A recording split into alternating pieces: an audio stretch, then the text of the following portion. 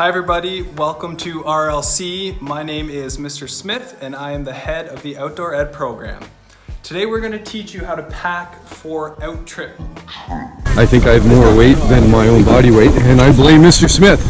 So Graham, this is your fault. That you will be going on this fall. So we're going to go over gear and clothing systems, sleeping systems, and basically teach you everything you need to know to be successful on your fall outtrip.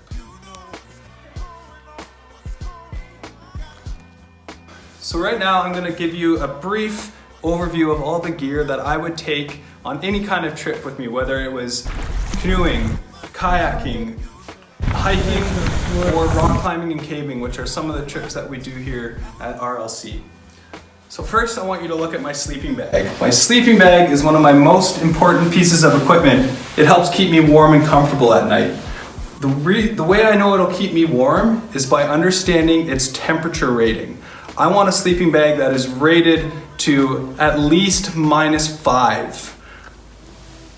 If you look on the inside of my bag, mine is actually rated to -25. That means it's going to keep me really warm even in cold weather. So when you're buying a sleeping bag, make sure that it's rated for the cold weather. Next, we have my thermarest. This is like my sleeping mat. And it helps keep me warm as well at night because it keeps me off of the ground. My thermarest fills up with air. I can blow it up myself if I want to. And once it's filled with air, I can get in my sleeping bag on top of this. And then I'm ready to go for the night. So now that we're done in sleeping systems, let's have a look at the clothes. The first thing I want you to pay attention to is something called the base layers. Base layers are really lightweight shirts or pants.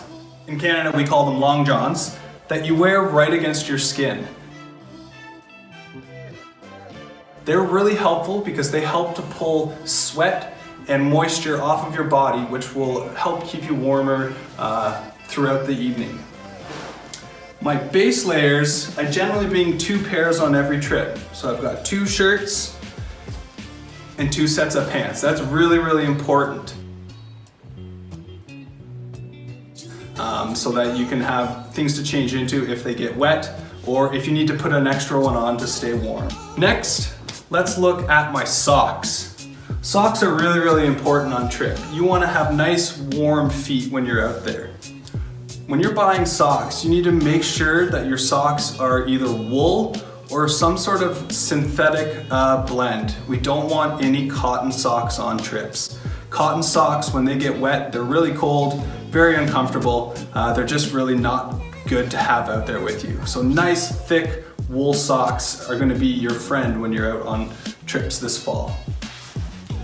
Next, I want you to see my pants. These are my pants that I would bring on any trip with me. These are what we would call quick dry pants. If these get wet, they'll dry out really quickly, which is helpful because if you get wet, you get cold. Jeans are no good. We don't want to be wearing jeans on trip because when they get wet, they stay wet, they get really cold, and they're very uncomfortable. And same with sweatpants. The RLC sweatpants that you'll get and wear in my class, I would never want you to bring those on canoe trip or hiking trips or anything like that because if they get wet, again, you're going to be really cold. Here I have what we call now my insulating layers. So these are some warmer tops that I can put on to help keep me warm. Again, no cotton. If you're thinking of bringing a big cotton hoodie with you, that's no good. We really want you to bring things that are made of fleece, so nice soft fleece or wool sweaters as well if you can find them. I even have what's called a soft shell jacket, which is fairly lightweight, but it's really warm. When I put it on, it's kind of poofy and it helps to keep me nice and warm. But again, it's not made of cotton. Another really cool thing I want you to notice is my towel. This is what we call a quick dry towel. So believe it or not, this will absorb lots of water. I can dry off if I go for a swim, But the thing about this is that it's quick dry. So when I hang it up, it doesn't take very long to dry compared to a normal bath towel that's really big, thick, and heavy. So if it gets wet, you'll never dry it out on trip. Okay, now I want to talk to you about my rain gear. Rain gear is really, really important in the fall because it could rain and it could get cold. So this is going to help us to keep dry. So I want you to notice my raincoat. It's fairly light, but it's waterproof. That is what you're looking for when you buy a raincoat. Make sure it says waterproof. If you look at my sleeve, this is what's called a Gore-Tex shell. Gore-Tex is one of the best kind of materials you can buy to make sure it'll be fully waterproof.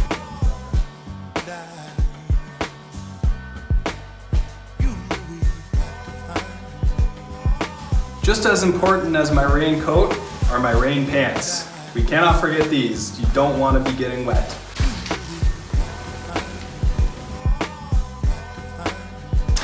Okay, now that we've looked at rain gear, let's have a look at footwear. So there's a couple different kinds of shoes or boots that you might need depending on what trip you're going on. So it's really important that you know what grade you're in and what trip you're going on. First, let's just look at the classic running shoe. These are my running shoes. They're good for both wearing at the campsite and during the day when you're out on trip, depending on what kind of trip you're going on. Here we have a pair of hiking boots. Hiking boots are meant for exactly what they're called, for hiking. They're sturdy, they give you good ankle support, so they'll help keep you strong and stable when you're hiking along different rocks. And then finally, I have a pair here of rubber boots. Rubber boots are really great for canoe trips, I find. I like to wear them during the day on canoe trip because I can put my feet into the water and not worry about getting my feet wet. Often when you're on a canoe trip, you're getting in and out of the canoe a lot and your feet can get wet. So rubber boots are really, really helpful to wear on a canoe trip. Next up, just a couple of other items that'll help keep you comfortable and happy on your out trips. A toque, as we call it here in Canada, gloves or mitts, and a pair of sunglasses. Now that we've kind of looked at all the clothing and items we might want on trip, we're going to look at what we use to keep them dry, which is what's called a dry bag. Dry bags are really important because the last thing you want is for all your clothes to get wet and then you have nothing warm and dry to put on at the end of the day. So in front of me, I've got 4 different dry bags that are different colors, and basically that means they come in different sizes. So I've got a 20-liter dry bag, a 10-liter dry bag, a 5-liter dry bag, and a 2.5-liter dry bag. For most trips, we're gonna recommend that you buy either 2 20-liter dry bags, or I like a 20-liter dry bag and then 2 10-liter dry bags, just because it's easier to pack if we have smaller dry bags and more of them. So now I'm going to teach you how to pack everything into the dry bags so that we can make sure everything's waterproof and good to go for our out trips. So I didn't mention this in the dry bag section earlier, but this is actually a dry bag meant for my sleeping bag, and you'll see how it works in just a second. So when I'm packing my sleeping bag, I want to grab it from the bottom and stuff it into my dry bag. No need to fold your sleeping bag. Stuff it in as far as you can go. You're going to be amazed at how small I can actually get this sleeping bag in the end. Now that I have it in the bag, what I'm going to do is use the top piece, which has a hard plastic ridge, fold it together. I'm going to squish out some of the air, then I want to fold it over 3 times. Folding it 3 times is what's going to make sure that it's waterproof.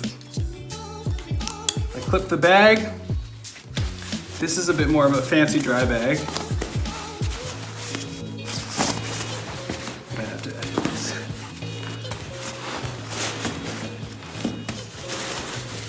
But to get it even smaller, I've got these compression straps that I'm going to use to help squish my sleeping bag down even more.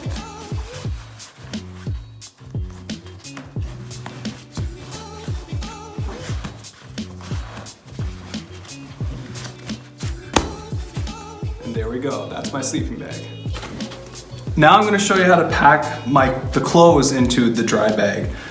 So here basically, again, I don't need to fold my clothes. We're not worried about wrinkles. We just put it in. Now notice I'm not gonna pack my rain gear into the dry bags. We'll talk about that in a second. Now this is the most important part here. Once I've got my clothes in, I wanna make sure that I seal this properly. So the black straps across the top of the dry bag, I'm gonna fold over once, push all of the air out.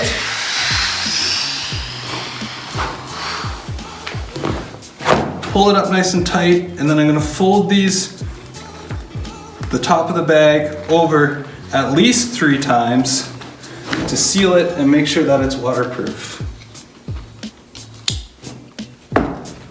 And there you go. That is my packed dry bag. That's enough RLC TV for me today. Thanks for watching.